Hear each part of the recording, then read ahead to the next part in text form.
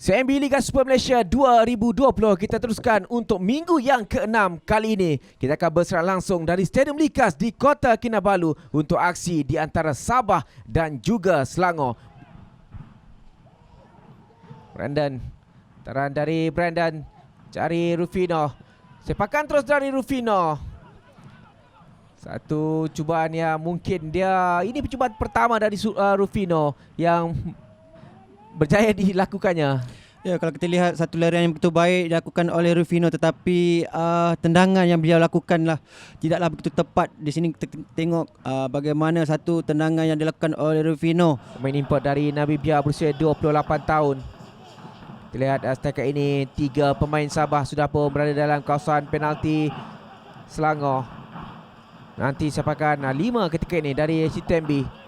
Dari Chitembi, tandukan cuba dilakukan, namun tumbukan bisa dilakukan oleh Khairul Azhar, kadang kelang kabut. Dan berjaya dikeluarkan di situ. Satu kedudukan yang kelang kabut di hadapan gawang gol Selangor, hampir-hampir dimanfaatkan. Ya, di sini kita lihat bagaimana tumbukan yang dilakukan oleh Khairul Azhar tidaklah begitu kuat ataupun keluar daripada kotak penalti. Sepakan penjuru yang lemah pantas diambil. Fidayo, peluang Fidayo, tekanlah tiang. Masih lagi peluang untuk Syami Safari dan juga Segovia. Berpeluang di situ untuk melakukan turning Syami Safari.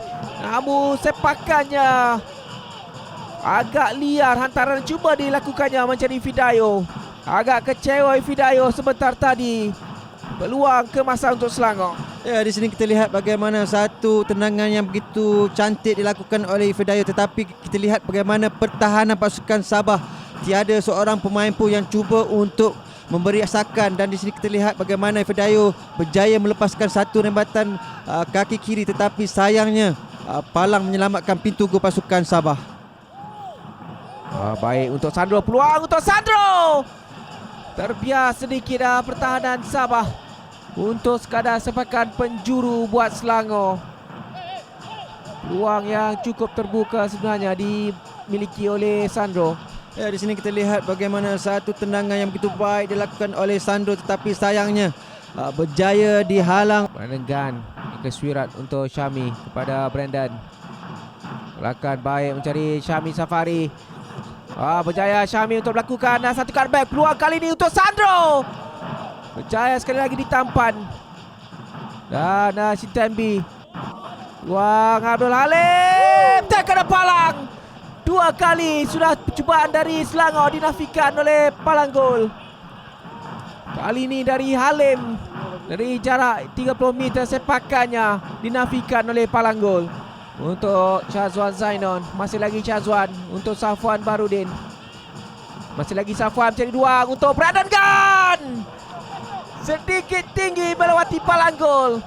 Satu percubaan yang cukup baik dilakukan oleh Brandon Gunn, namun gagal untuk tepat menuju ke sasaran.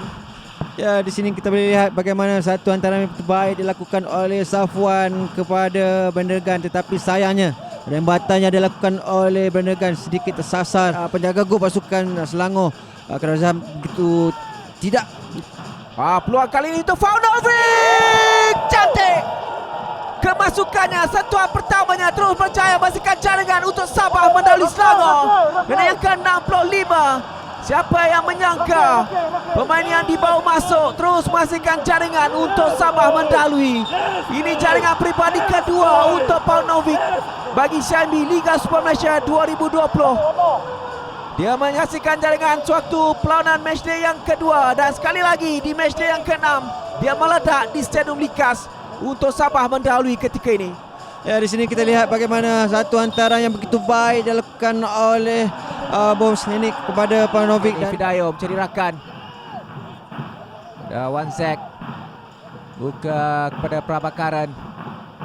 Antara dari Prabakaran mencari Fidayo. Terlepas Wan Azrai. Fidayo sekali lagi. Skrip yang bersama berlaku kepada Wan Azrai, suatu menentang Terengganu. Kali ini menentang Selangor. Situasi yang bersama dan terus mengadakan jaringan untuk Selangor. Fidayo memanfaatkan untuk jaringan pertama Selangor dan juga jaringan keempat pribadi untuk Fidayo musim ini.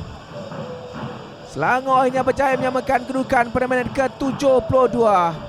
Ya, di sini kita lihat bagaimana satu hantaran lintang yang dilakukan oleh Prabhakaran sebentar tadi yang cuba untuk mencari di mana kedudukan Ifadayo, dan di sini kita lihat bagaimana hantaran yang dilakukan oleh Prabhakaran. Tiada pemain Selangor cuba untuk membuat asakan, tetapi pergelutan ataupun pelanggaran kedua pemain pasukan Sabah sebentar tadi yang membolehkan Ifadayo dengan mudah untuk menolak bola masuk ke dalam gol pasukan Sabah. Sambil itu Selangor mesti menangkan peluang untuk Brandon ketika ini cutback untuk Ifadayo terlepas, berjaya disekat oleh pertahanan Sabah. Ya, di sini kita boleh lihat bagaimana pergerakan yang dilakukan oleh Brandon sebentar tadi, tapi sayangnya rembatan yang dilakukan oleh Ifadayo berjaya ditampan oleh Randy Barros. Antara rendah peluang Ifadayo, tadi yang cuba lakukan Ifadayo. Cantik, mudah untuk menaskan Wan Azrai. 2 gol ketika ini Selangor mendahului, dan kedua-duanya dihasilkan oleh Ifadayo untuk jaringan kelima pribadinya musim ini. Satu kedudukan yang cukup baik untuk Selangor mengejutkan Sabah di Stadium Likas. Ya, di sini kita lihat bagaimana antara yang dilakukan oleh Sazal Zainal sebentar tadi, dan di sini kita lihat bagaimana juga Ifadayo cuba membuat turning yang begitu baik menewaskan Wan Azrai.